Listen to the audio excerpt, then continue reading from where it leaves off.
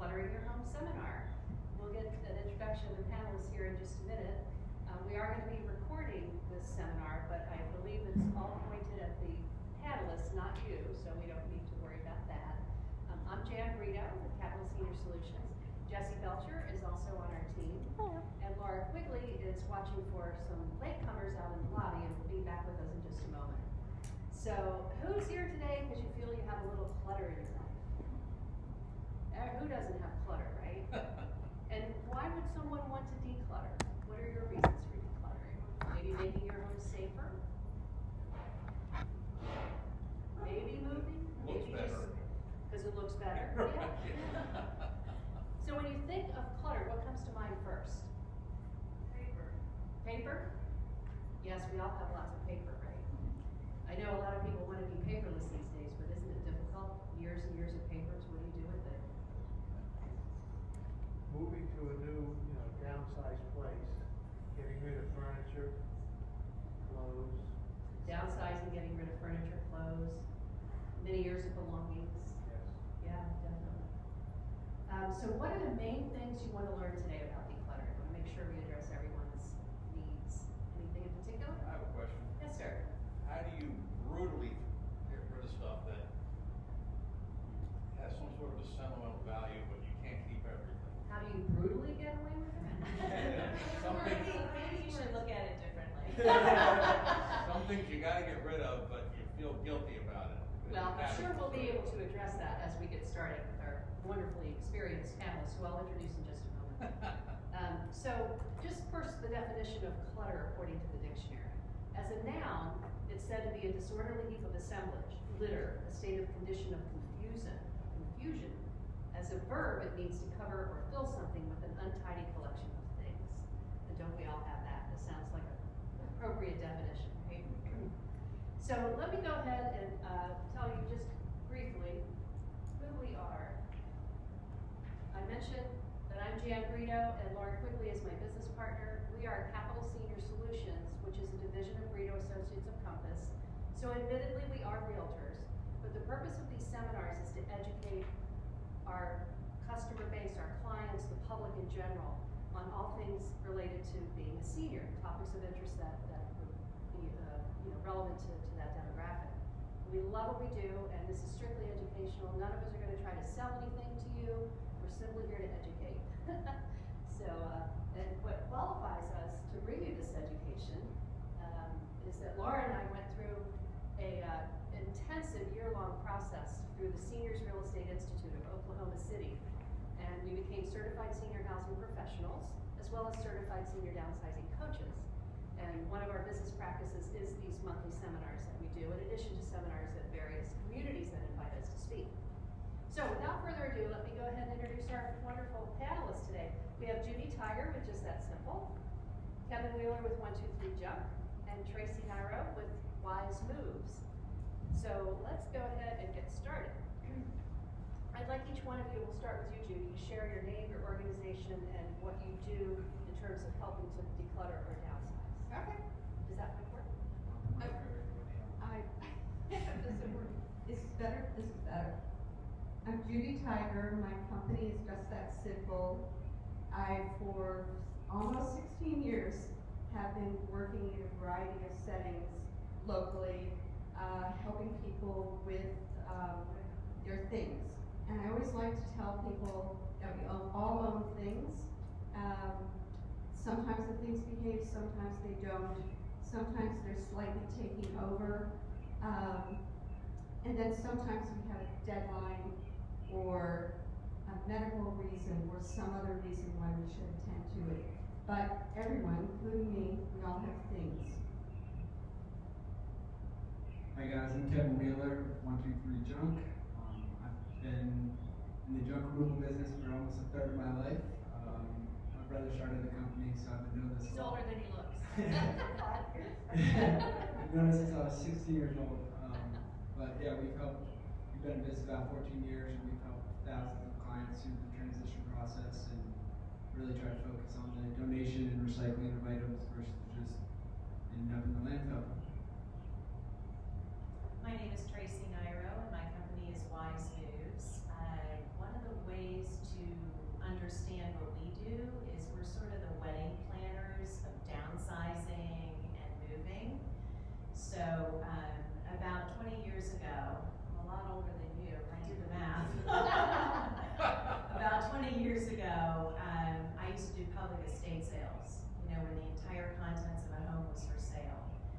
I loved it. However, I found that our clients had far more needs than just the sale itself.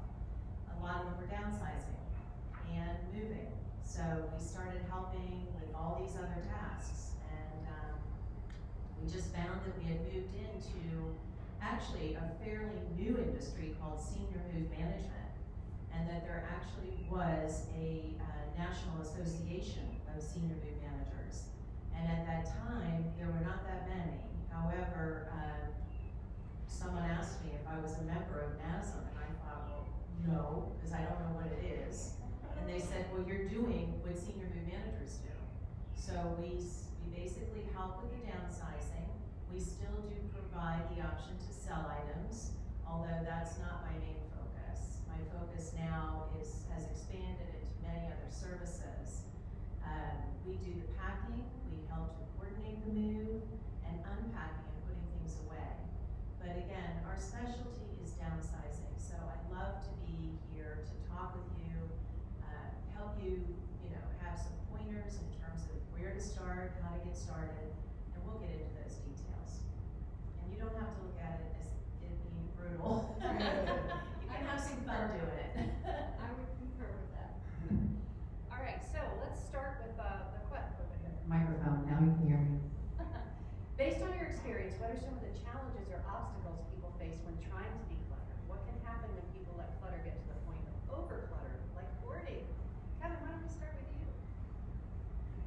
Yeah, and I know Judy can speak to this topic as well. I think time is the biggest thing. I'm sure they'll share that with you as well. Every client that calls us, they wait till the very last minute.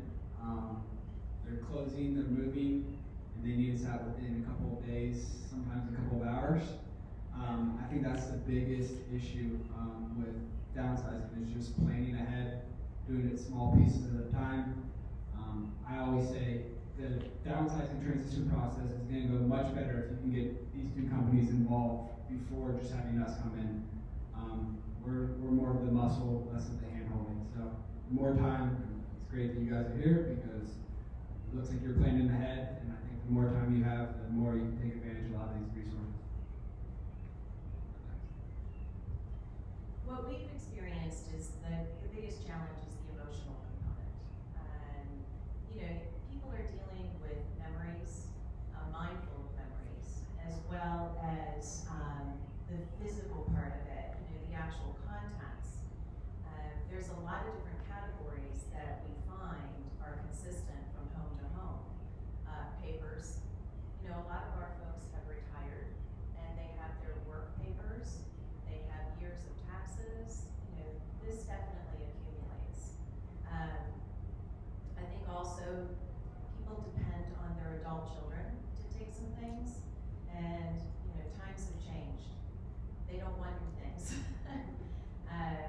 So those are probably two of the biggest challenges: the emotional component, the overwhelming component of the contents, as well as the adult children don't want new things. I agree with everything she said.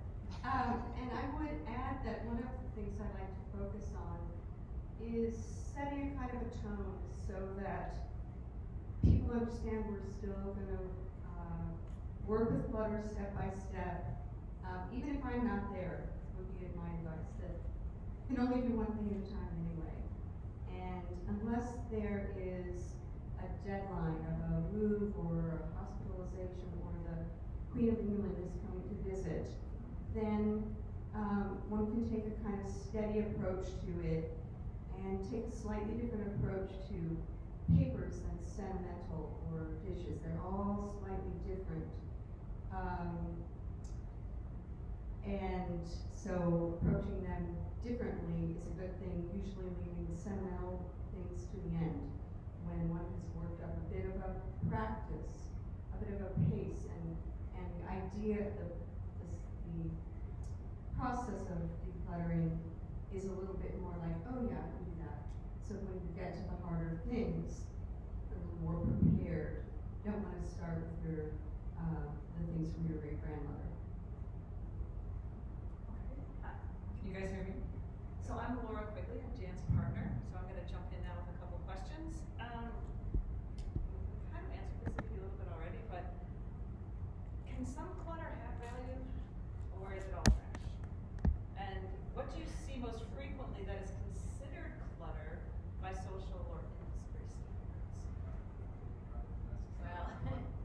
So yes, clutter can have value.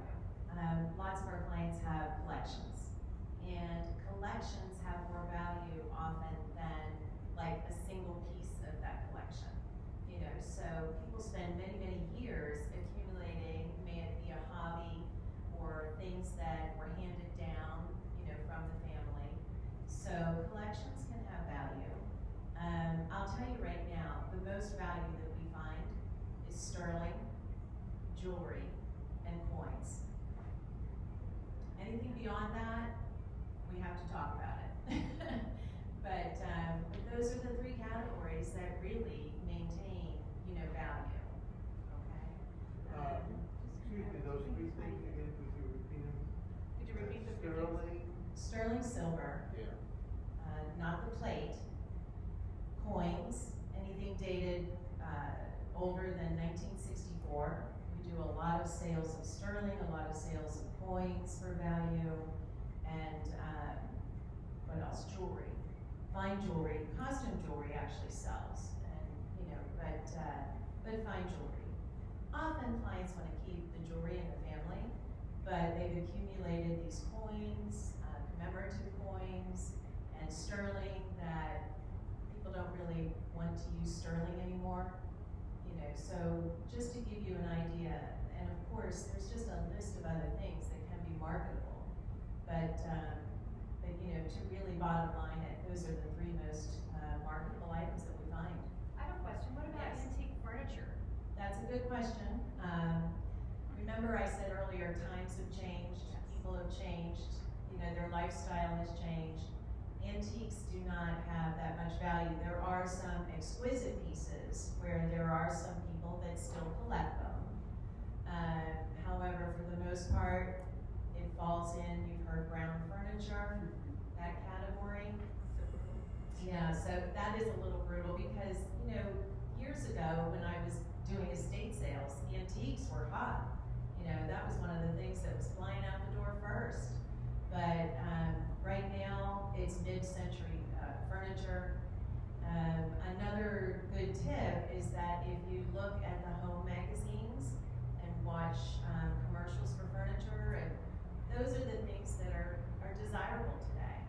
You know, your catalogs that you get from Crate and Barrel and Pottery Barn, that's what's selling. Real quick, Judy. What about China? Same thing, right? Yeah, so a big part of the resale market is supply and demand in any industry, obviously. But if you look at it from that perspective, again, the younger generation is not, they're not having formal dining. And so with sterling, they're not interested in, or they'll sell it, so you might as well sell it.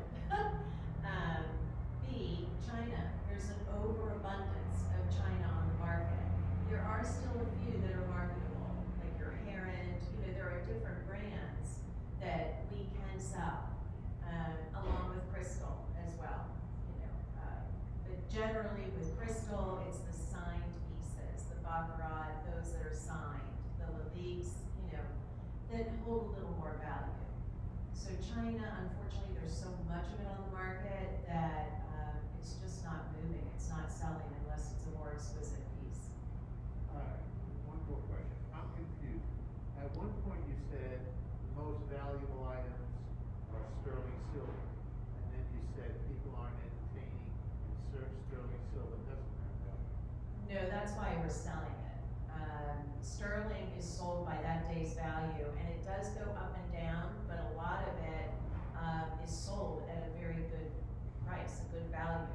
So a lot of our clients, you know, do sell the sterling because no one wants to use it. If you want to keep it, use it. Put it in your kitchen. You know, use it. Does that clarify? Thank you. Sure. And you can blame our generation and younger for, they call us the IKEA generation. We buy cheap furniture, we live in smaller homes, buy cheap furniture, might last us 5 or 10 years, and then we're gonna donate it and get rid of it. I do not want any of my mom's big brown furniture. I don't have any China to put in it. Good statement. So I would add that it also helps to think, set have a mindset about donations. It goes very close to whether you can sell something for money, is when considering what will happen to the things that you have.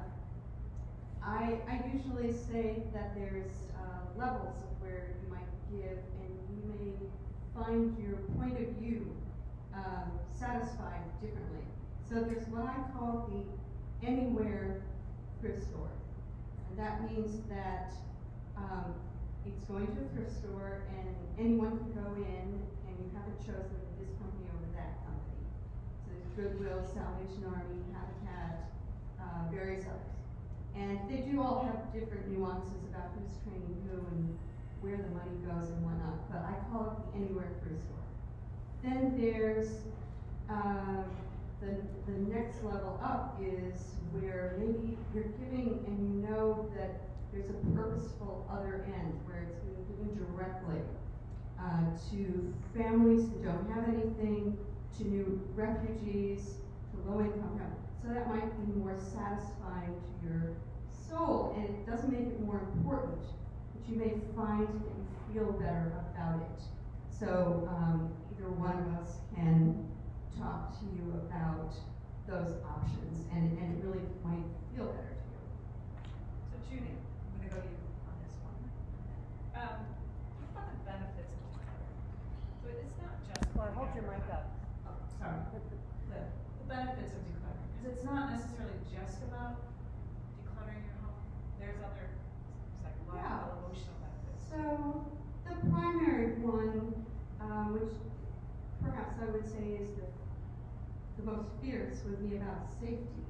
So trip and fall hazards, things that might be too close to a stove, too close to an outlet, maybe seems obvious, but it's important.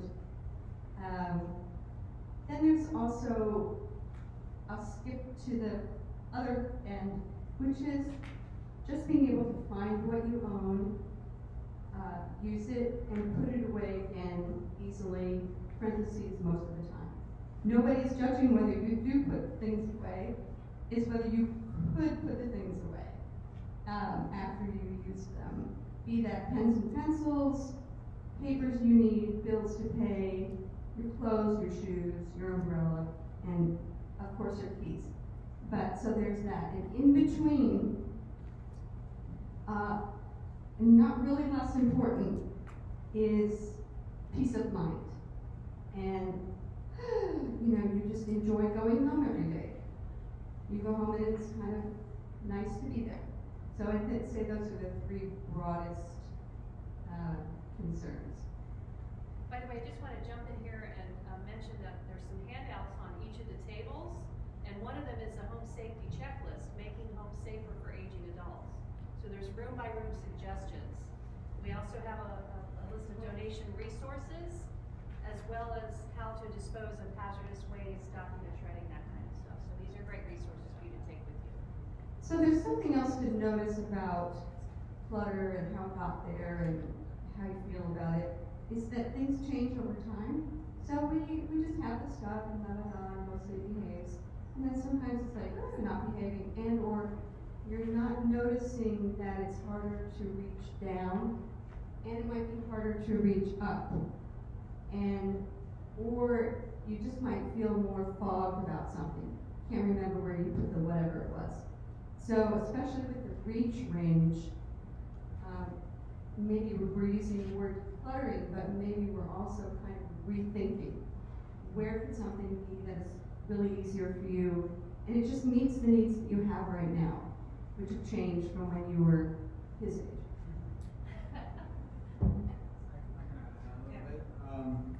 So one thing, especially since COVID, we've noticed is people definitely get that peace of mind when they're cleaning out their house.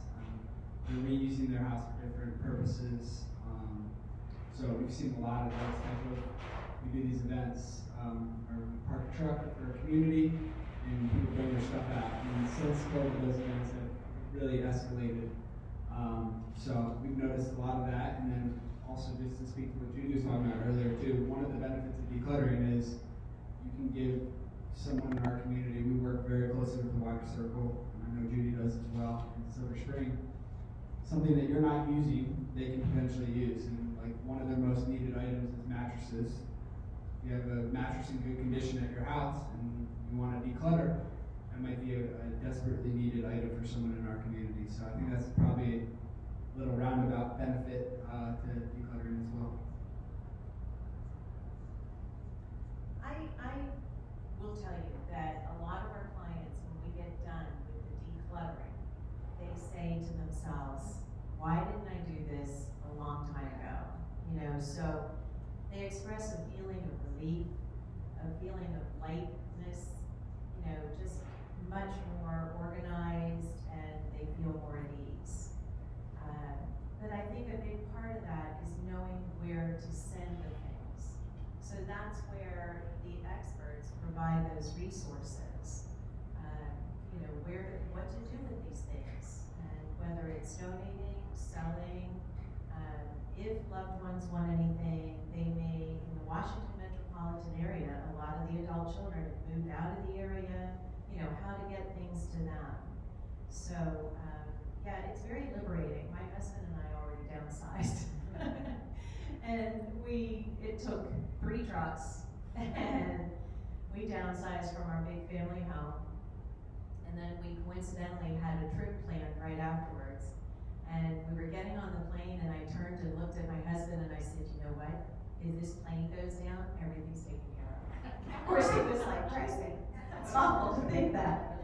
But you know, it just is. It's very liberating. So the next question would be, how do you get started? You know, we made the joke that it's like eating an elephant one bite at a time. Like, what are practical steps to just get yourself motivated and get started? I love that question.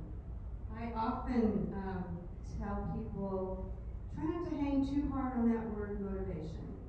I've been doing this, I don't know about you, but I've been doing this now, as I said, close to 16 years, and I still trip over how to explain that word. What I say is, just choose. Choose that you can do this much of it. Try not to get all on that motivation word, and because you're all starting to judge yourself already. And definitely do not binge. There's no more 2 days in the garage version that we all did when we were young. Too tired, and it will give you whiplash, and you won't ever want to pick up another toothpick.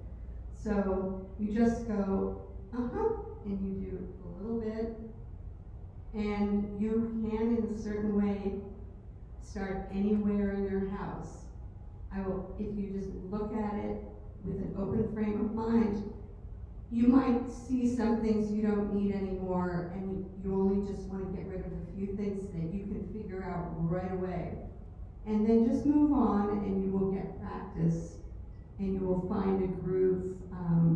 Of course, you can get help, but those are the things I'm often telling my clients all the time. These are the things I tell them all the time.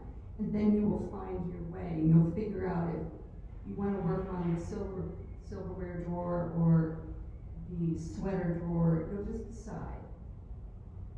It's my version. Okay. Something I've learned from Judy and her colleagues in her industry. Who has that area in their house that's the put it here for now area? Yeah. That's where you start. Start with the trash first. Everyone has that. I always make a joke that my brother started our company, so my mom has free junk removal for life, and she still has a lot of areas in the house that are put it here for now area. So I usually think that's the best place to start. And that's usually the garage, attics, sheds, underdecks, guest bedrooms. The least important stuff first. Yep. Yeah, absolutely. We call it the low-hanging fruit, the easy decisions. We also are a component for 2 aspects of getting started. One is to start small. Take 15 minutes a day. Kevin had said earlier that the biggest challenge that he has seen is that people wait to call for help at the last minute. Start sooner than not, but start small. It could be the junk drawer in the kitchen. But have your tools. Have a wastebasket near you. Have a box maybe for keep, a trash bag for clothing. But just start small and commit to that one area for 15 minutes. My colleague has been with me for 12 years, and we both tried this method ourselves because we preach it, right? And she was able to clear out her basement, just 15 minutes a day. Just commit to it. The other thing that we like to do is to go room by room. Commit to one room. Because what happens is that if you're kind of all over the place and thinking of categories versus focusing on one room at a time, you end up saying, oh, well, I should take this to that room, or maybe I should put this in the kitchen or the garage. Whereas if you start tagging items in one room, you can identify categories, what you're going to keep, what you're going to pass on or donate, and what is trash, okay? And then when you accomplish one room, it spurs you on, like she said, the elephant, one bite at a time. So those are two exercises that really help our clients. And one other thing too that I always recommend, I know Jane, you put around resources of charities. Most all the charities we work with do on-site pickups. I guarantee if you schedule a pickup at your house, you'll have you'll be able to get the ball rolling. It's a goal. Yeah, deadlines. So That's a good point. Another small tip is that I love that method that she advises, but don't be surprised if you cause a little chaos on the way to better, because you took this heap, because sometimes people freak out about this. You took this heap, and this is going to the garage, that's going to that bedroom, this is being donated, this is hard, so it goes in a little donate box, this is soft, so it goes in a bag for donate, and then you're tired and you look and you're like, oh my God, what happened here? But remember, a little chaos on the way to better, and don't let that frighten you. That's progress. Yeah. I will say in my own home, I've taken this to heart, and I've started doing a drawer at a time. And when I pull out a drawer and I see what's in it, it's so satisfying. But I will say a lot of the stuff that was in that drawer is now sitting on the pool table because I don't know what to do with it. But at least the drawer looks good. So it's a start. All right. So obviously, okay. So obviously, all of you do this for a living. Let's talk a little bit about if anyone in the room is like, oh, that's for me. I've got to do this right now. What does it look like in terms of the process, the planning, and the expense of what you guys offer? Okay, I know Tracy's gonna have a more detailed answer. Number one, where you start, one thing to do is take a nice big piece of paper and write down what your questions are. Over the years, I've become a huge proponent of, I do this with my clients, take a big piece of paper, put the date on the right, put decluttering or something, so that you can remember what you wanted to know and more or less when you were battling at yourself about it. 2, call around, see what answers people give you and how they resonate for you. I'm skipping cost. What else did you ask? But the process and then what today, Yeah. you kind of anticipate that having assistance, And- they can do it alone, But understand also that you may just want to get started and get the feel for what rhythm of frequency of working on it, how much you can do alone, how much you need help. So you may not want to make the total estimate part control whether you get started or not. I have people do that. They're like, oh, can't do that. Whereas they don't know. You don't know what it will be like. And you may find you have more skill at it than you thought, or more patience. You want to see if you're brave enough to get started. That's unless you're moving really soon. Like if you have a real estate deadline, I understand that you have to like get from here to there. Well, I think the great part of working with Jan and Laura, either of their two companies, is you're technically going to save money on our services in the long run. They take advantage of a lot of those resources. You have a resource list right in front of you. But I know you guys do as well. The state sales part of it, or charity part of it, that comes with their services. So we like to think of ourselves kind of at the bottom of the totem pole. Like we are usually the last ones in the house a lot of times, even after the movers. But the good part about our services is when we talk about getting started, we'll come out for one single item and we'll prorate our pricing accordingly too. So if you want to just get started and get that ball rolling, it doesn't technically have to justify a full dumpster, full house, clean out. We can come out for just a small little pile, yard debris, whatever, just to get the ball rolling. And Kevin, maybe you already talked about the fact that you can take items to be donated? Yep. I mean, that's a big part of our process. We can either take it directly to a charity of a client's choosing, or we can take it back to our facilities, and we have charity partners that come through and pick up directly from us. We almost create like a staging area for our charities. So we can go either route, but yeah, that's a big part of our process and trying to keep stuff. There's not really that many landfills in the area, but out of the transfer station. And so if someone had like a full truck, a full dump truck of stuff, what would the cost for that be? So a full truck for us is in the $800 range, $800 to $850.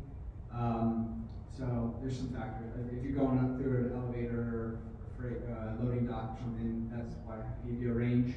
But we prorate all the way down to about $200 for a minimum load, and categories all in between. But yeah, I mean, if you can take advantage of the charities, start early, take advantage of the charities, you can save thousands of dollars on our services. Because if you've lived in your house for 30, 40 years, you can only imagine how much stuff can accumulate. So. I told you my house was 3 trucks. So, It's a small job. yeah, exactly. So yes, of course, there is a cost associated, with working with experts in the field.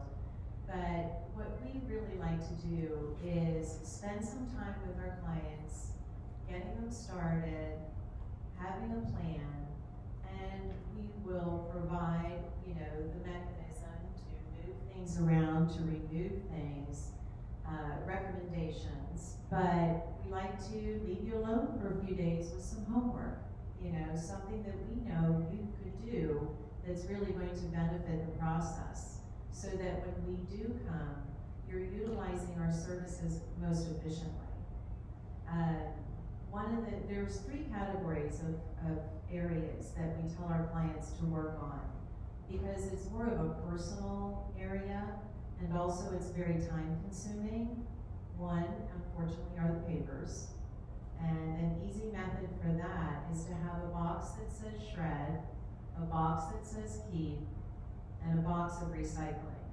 And so as you're going through your papers, commit to putting them in one of the 3 boxes. The shred will fill up very quickly. Kevin can take shredding, we can take shredding, so that's easy. There's free shredding. There's a place in Rockville off Booty where you can take it, you can watch them shred it right there. And then also books. Books is a big category. And they can be very physical too. We find a lot of our clients have lots of books. And when you're looking at the bookshelf and you know that you want a particular book, you can't part with it. Turn it on its spine. Because it becomes physical if you constantly are reaching and loading the boxes and dealing with the books and the heavy items. So when we come, we know that those are the books that you want. So we pack those up for you, and the rest are considered donation, or if they are marketable. Another category to save time and money is clothing. So when you are getting ready in the morning, have a large trash bag in your closet, beside you. Pull something out and say, I haven't worn this in 2 years, doggone it, I am going to put it in this bag. Don't worry about whether or not, clearly if something is stained or tattered, you get rid of it. But don't worry about whether or not, A, it's marketable, or B, if it's even donatable. Because we can sort of break that down for you. The more marketable items are the higher end items, name brands, same with purses and shoes. But, just commit that when you're in your your closet or in your drawers, to put things in a bag. And then you'll find that you're making progress. You don't want to pay us to stand there and go through that with you. So those are three really good categories. If I can add on that just real quick, another thing you can do is get a special laundry basket. Because I had 2 growing kids and I had a special laundry basket I kept in my laundry room. And when something didn't fit, they knew to put it in the basket. When the basket got full, I called Purple Heart, I put it on the porch, they came and took it. Yeah. And it made it so easy, and then it looked like a laundry basket, so it didn't look like clutter or trash, and it made it very easy. Kids involved. Exactly. Yes. Okay. So, is there a downside to getting rid of things or decluttering?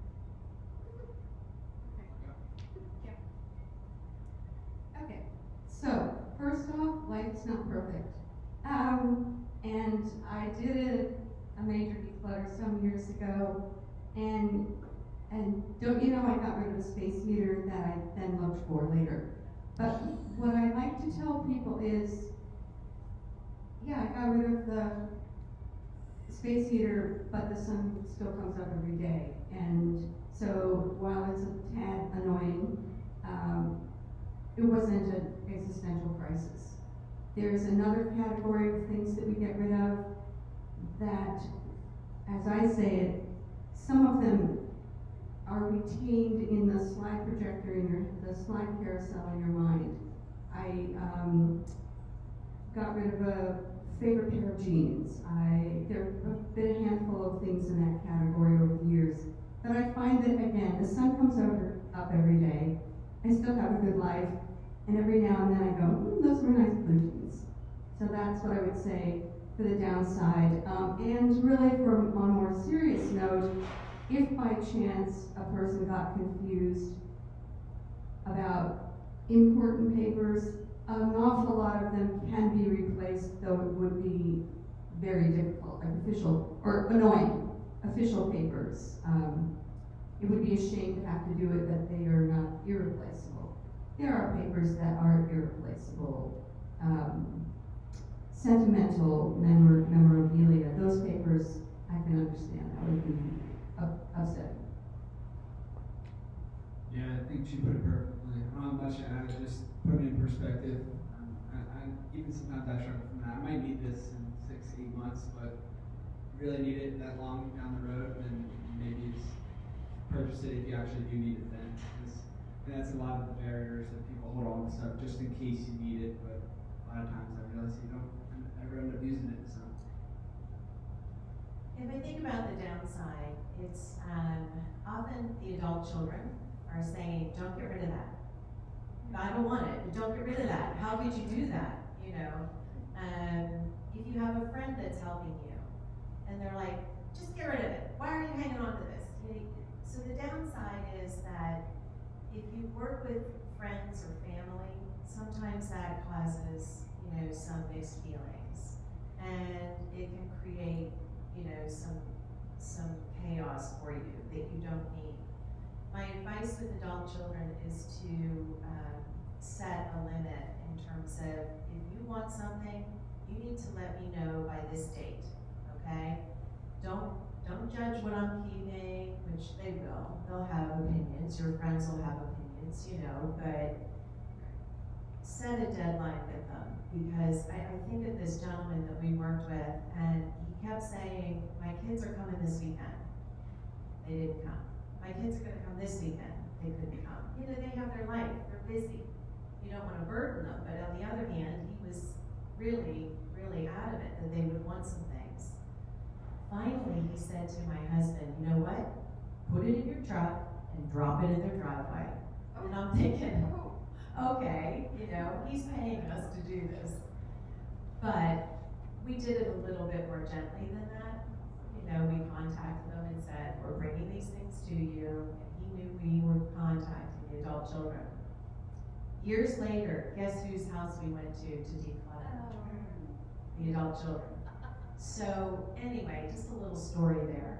But so set a limit with whom you're working with. That's where the professionals do come in. If you're staging your home for sale, if you are downsizing, decluttering, that is more objective. I'm gonna just jump in quick. And I have one Go more ahead. small thing to say. One more small thing to say to piggyback on that. Definitely do not let the harsh walk with you, whether it's you by yourself or a friend or adult children. It just really does not help the process, and it's bad for your spirit.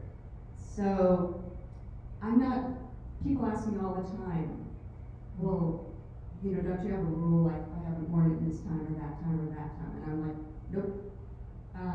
What I invite people to do is just go ahead and give it a try and see if there's something that doesn't want to live with you anymore. Because you get into the habit of letting it see if it wants to leave, whatever it is. And once you get into that open frame of mind, then I bet you will naturally fall into your own part of your decision making might be, when was the last time you wore it? But remember that there can be outliers. Maybe you just naturally have a 2-year rule or something. 1 year, 2 year, 3 years. There's a tip there if you're going through your clothes. You can, and you haven't worn, or you can just turn all the hangers backwards and just take another look in a year and see if any of the hangers are still sitting in the I haven't used me. That's a tip. And just remember, as you get used to it, you will get more of your own point of view about how you're choosing. I'm gonna try that when I get home. Yeah. So very often I'll have people I'm working with say like, okay, listen to the panel. How does this all really work? So I like to tell a story of a client that I worked with recently, and just bear with me because it kind of pulls it all together. So this was a woman selling her long-time home. Her partner was deceased, and she had like 5 beds, trying to figure everything out. And she was going to a much smaller space. Like, what do I take with me? So she started out with the process of decluttering on her own. Then she moved into the process of having her move manager help her. So the move manager actually did floor plans of where she was moving to, measured all her furniture in her home, and then figured out, okay, how is this going to feel? Is this where you want the stuff? Is this going to make sense for you? Then the next step is move day comes, and her daughter, and I call her, this is my role in my family. I swoop in and help everybody, like I'm in charge, I'm the daughter. So her daughter kind of swoops in and she's ready. She's got her jeans on, her sneakers, she's got to pack her mom up and hang the pictures and do all the things. And we had to say to her, actually, no, that's all being done. Why don't you take mom out to lunch? Yes. So that's what happened. They go out to lunch, the house gets all the things that she wants to go with her, get packed, and moved. The next day, the daughter wants to go to the new place and hang all the pictures. And we're like, why don't you take her shopping? Get her some new towels for her new place. And that's what they did. And by late in the afternoon, put the key in the door to their new location, and everything was done. The daughter couldn't believe it. The mother kept telling her, I told you so. And what was nice about it is rather than all of that stress that we all know happens with our loved ones when they want to help us, it didn't exist. Both mother and daughter had a great time for 2 days together. Everything got done, and everybody was happy. Mom stayed and enjoyed her new place. We took care of the rest of getting everything out of the house that either had to be donated or trash removal. Got the house ready, so she never had to think about that stuff again. She was off to her life. So I hope that kind of makes sense, but it's a whole process. And today you can just start one drawer at a time. So I did a lot of talking. The team did a lot of talking. How about questions? I want to go first, Rob, if we could just go back to that first question you asked. How was that again, that word you used? Brutal? Brutal. Yeah, you said something about how do you brutally get rid of something that you're having a hard time parting with? Well, they addressed a lot of it. Okay, good. Just now. Okay. At a certain point, I guess on many cases though, you gotta decide. like if, you know, Mary and Johnny and them aren't picking the stuff up, either you drop it off in their driveway or it's gone, you know, so. Go And volunteer. I'm gonna add just a teeny tiny bit to this, something I tell my clients all the time. You can't entirely stop yourself from feelings that we have while we're working. I should have a rule, want to be brutal, it's depressing, confusing, exhausting, etc. And I say that's yes, yes, yes, and yes, and yes. Once you know that that will be the case, it needn't stop you. You just get ahead already and be any of those things, assuming that you're working alone. Go ahead. Everybody else feels the same way about it as you do.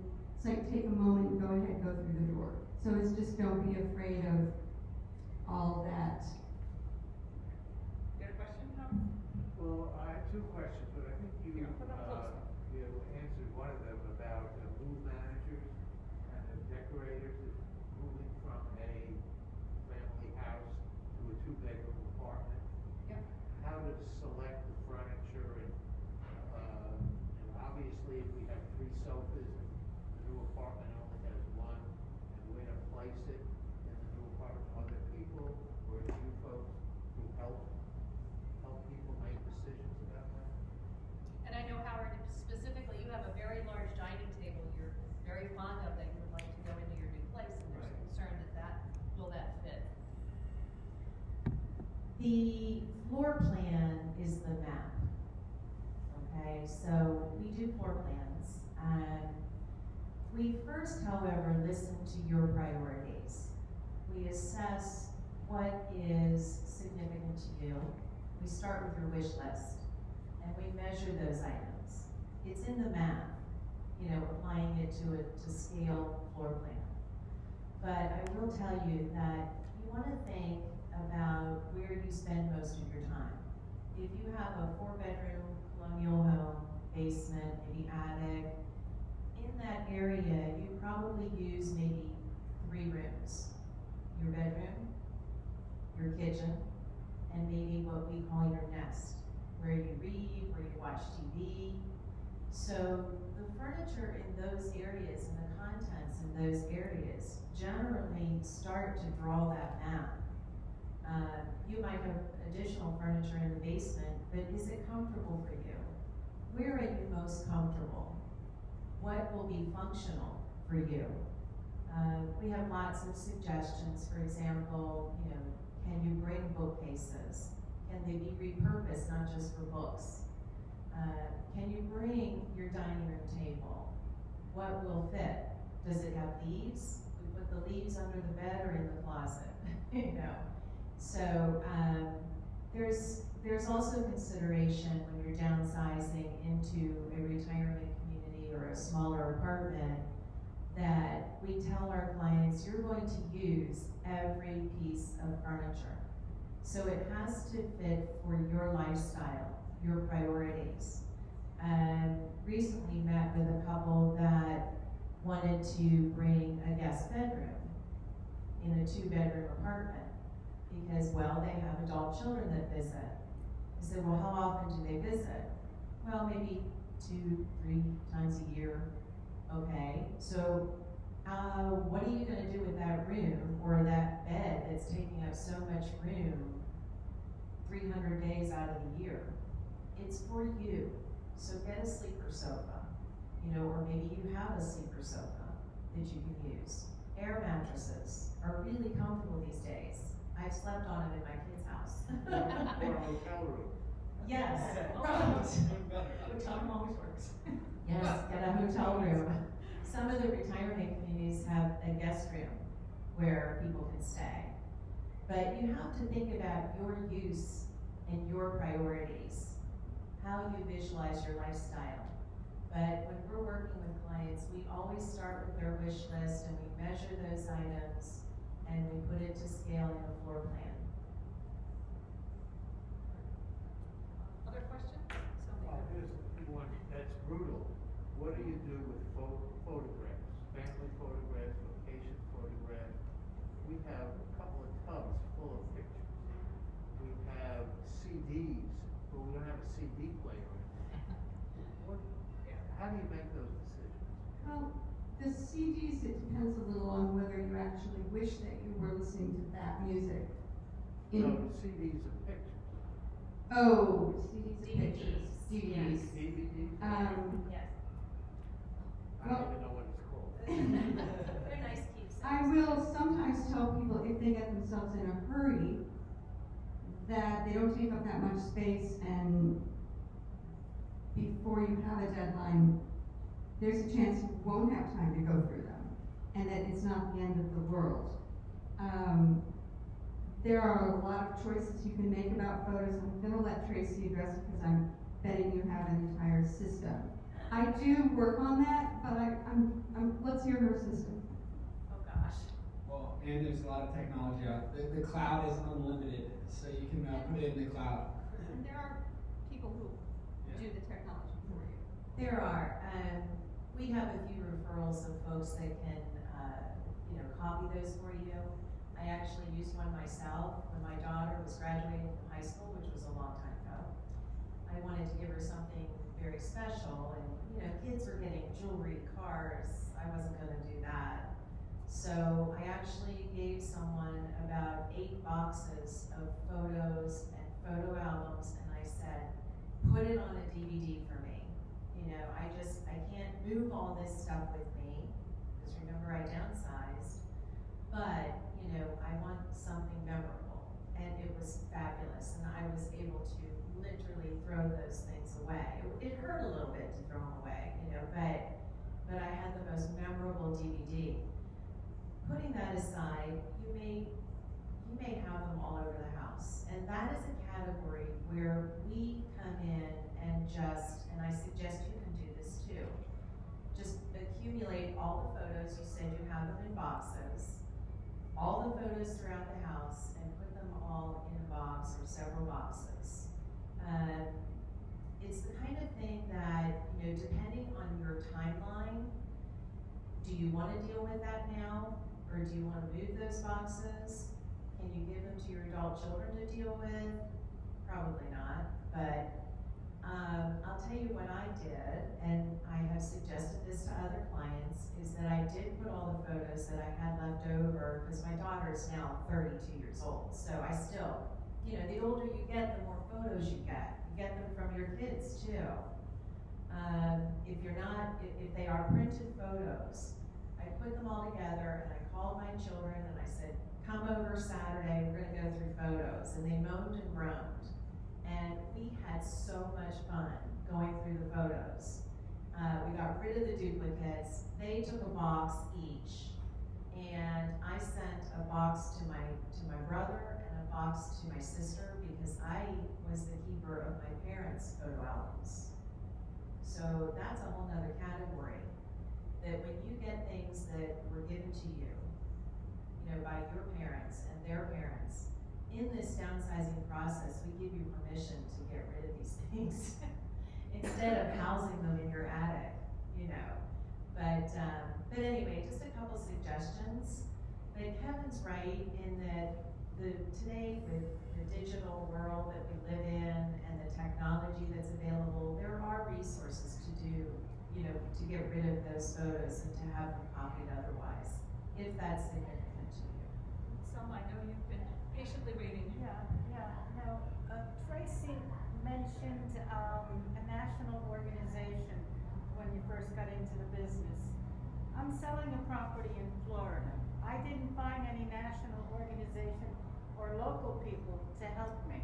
Where in Florida? Tampa. Oh. So I'm asking you about what is a national organization so I can look them up. Airplane ticket. So, the National Association of Senior New Management is now changed their name a little bit to relocation. But when I first joined, there were only like 40 members. And then now there's over 900 of us in the United States. You can look up their website, NASMM, National Association of Senior New Management. And you can click on Find a New Manager, and you put in your zip code, and but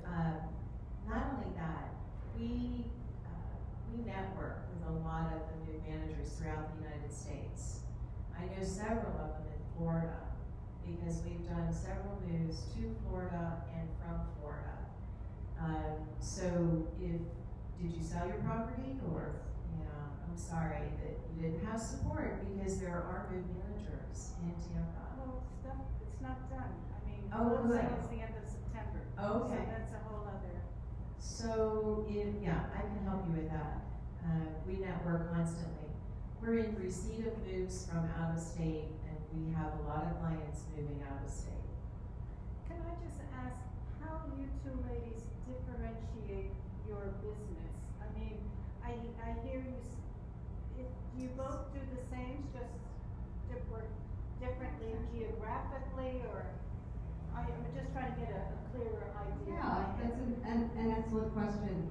So I'm a home organizer, and I do all types of decluttering, and I do quite a lot of paper management, set up systems for people. And I work with people who are staying in their homes as well as people getting ready to move. My company is much smaller than Tracy's, and she has much bigger ongoing systems, and she will speak to that. And I'm going to jump one more little tiny comment about photos.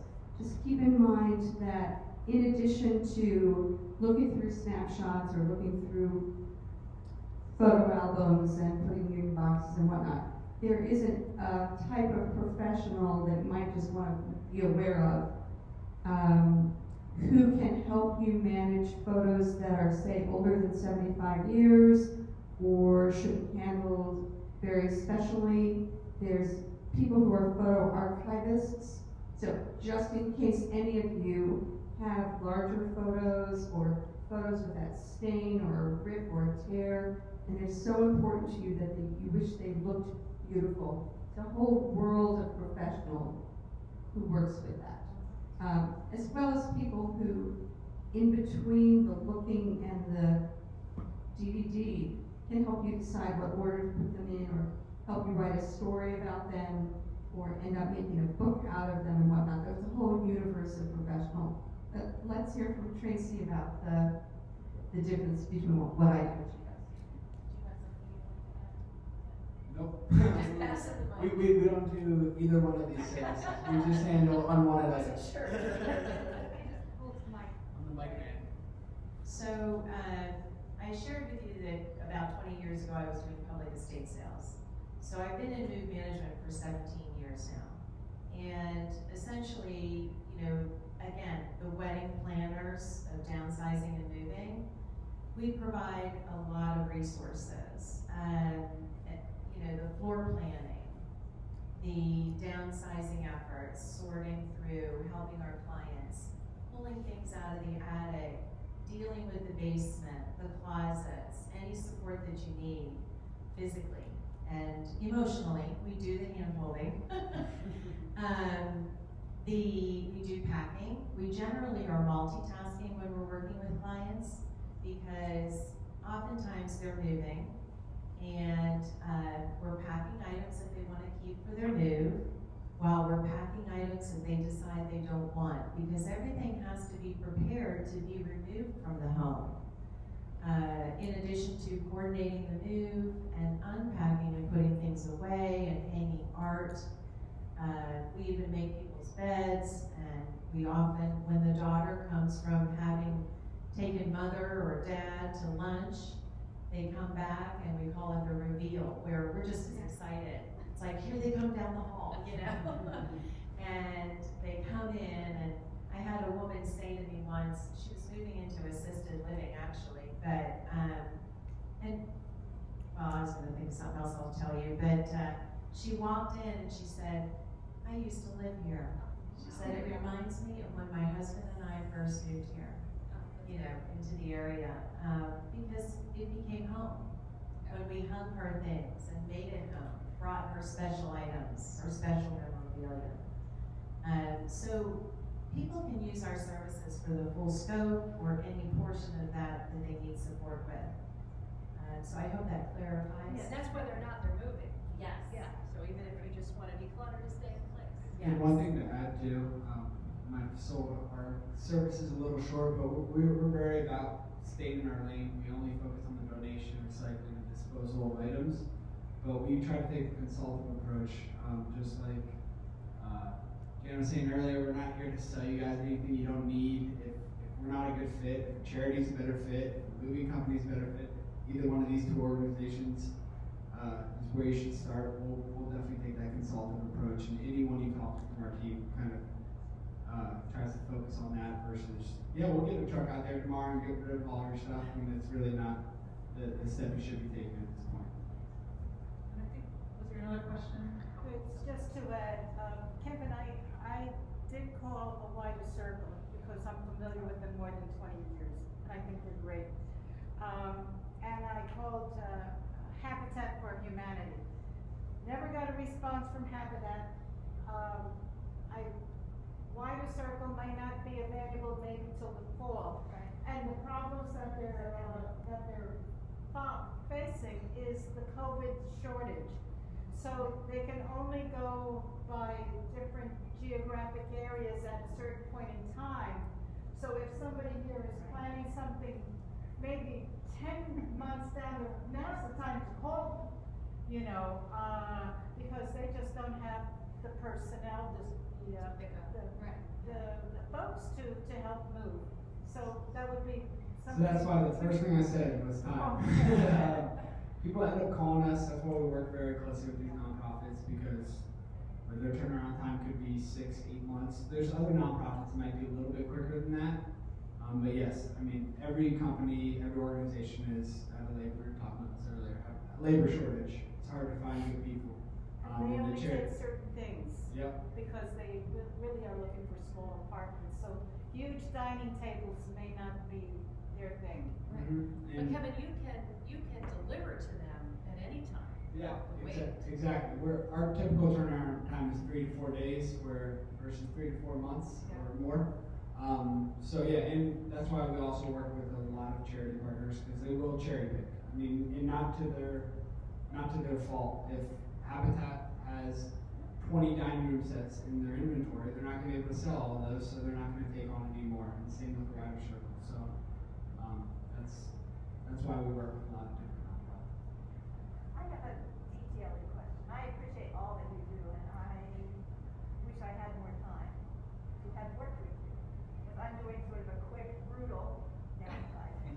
Brutal meaning books are my life. And in 1 week I got rid of 15 boxes of books.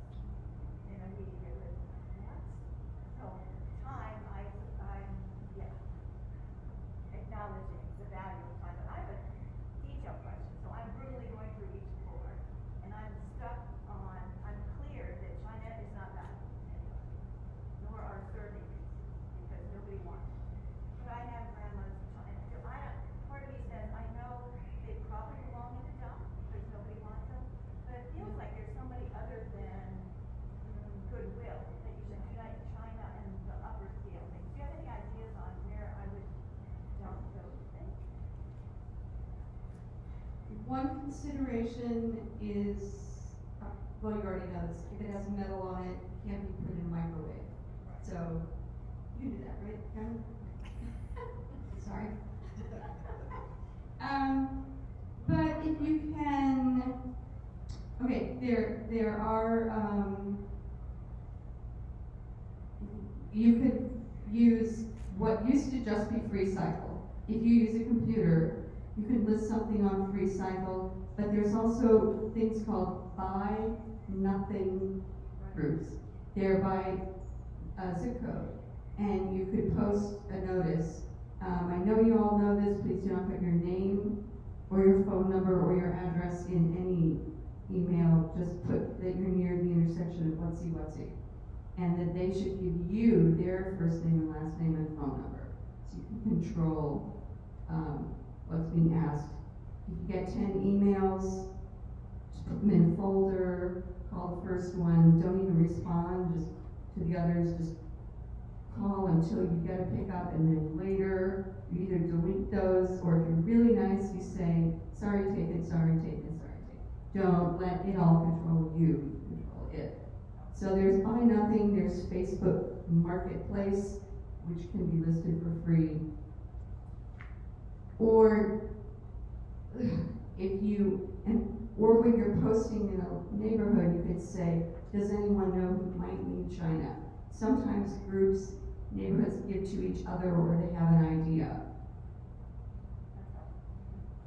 Or in the end, if you do give it to Goodwill, you do have in the back of your mind an understanding that Goodwill uses the money that they raise for really quite excellent job training services and various other things, ditto Salvation Army. They have half my life already. Huh? They have half my life already. Right.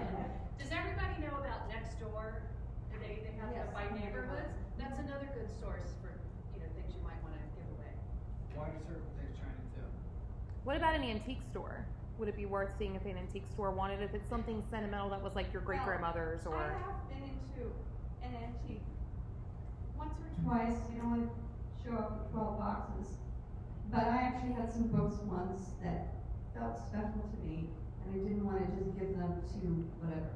And so I literally walked into a bookseller in Kensington, and I said, here, do you think you could sell those? And as soon as that flash came, like, no, I said, well, would you buy them? And she looked like she was going to say no, and I said, here, if you think you could sell them, I want to give them to you because I want them to have a home. And that was, I don't know that that's polite with a lot of things, but I've done it with watches to a watch repair place. I've done it because they can fix them and then they could sell them. I don't care at that point if money came back in my direction.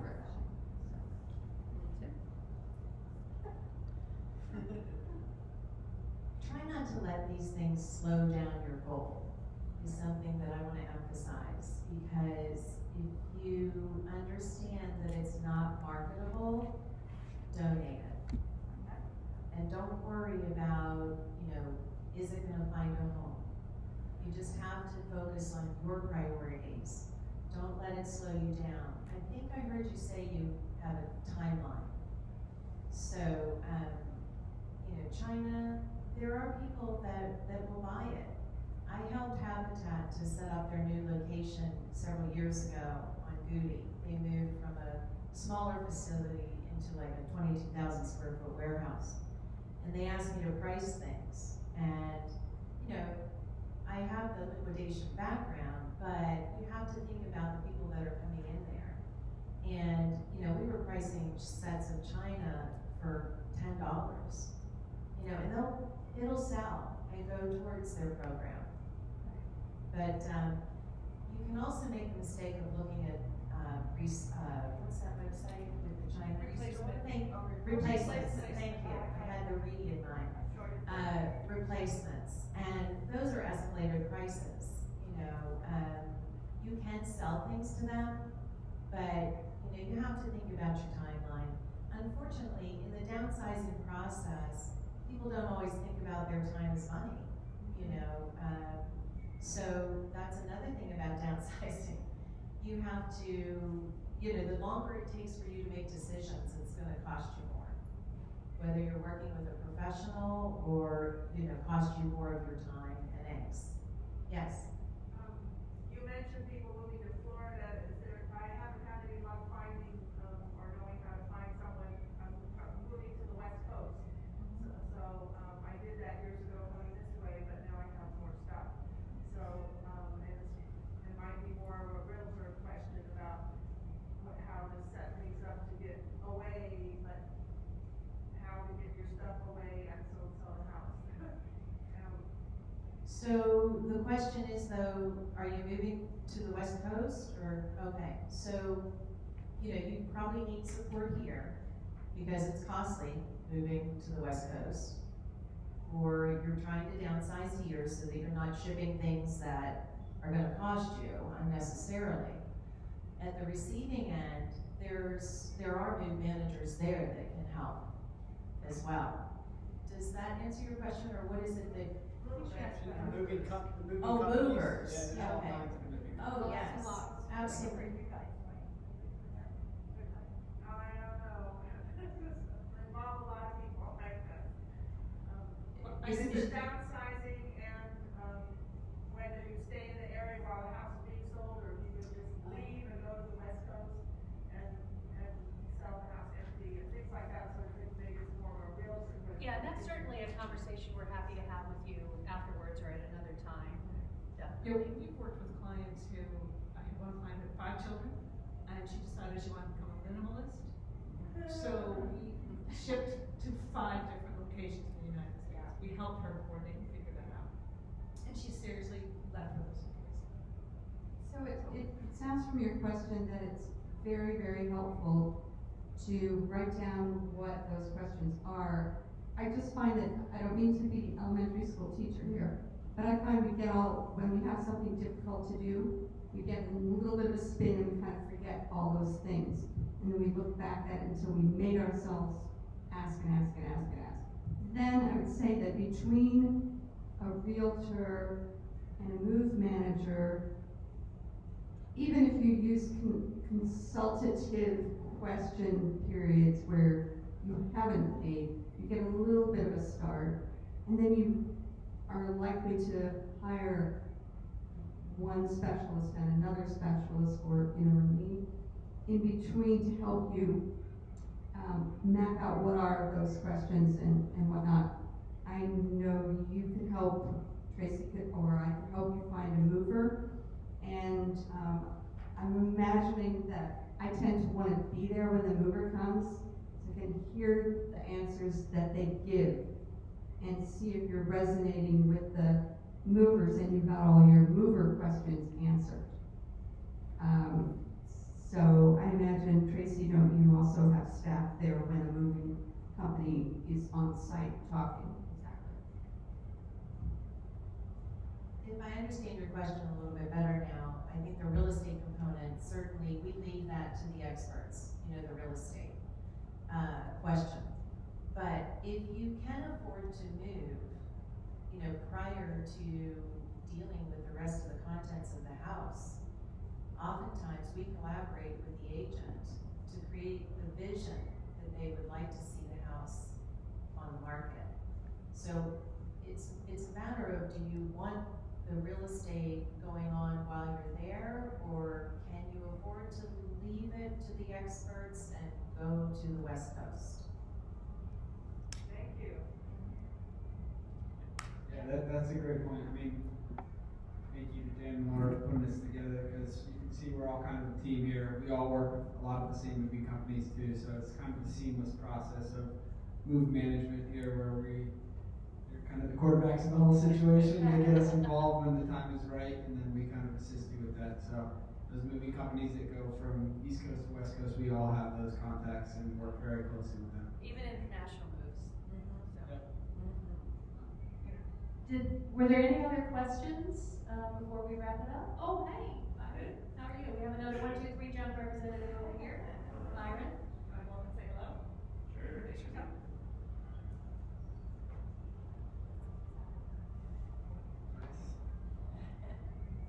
Hey guys, I'm Bryson Count with 123 Junk.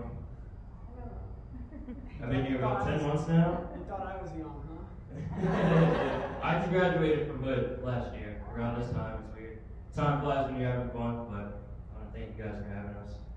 Yeah, he's very involved in the senior market and networking, and very well versed, as is Kevin, on this whole process. So they're a great contact to have. Whoops. Hold the microphone up. Thank you.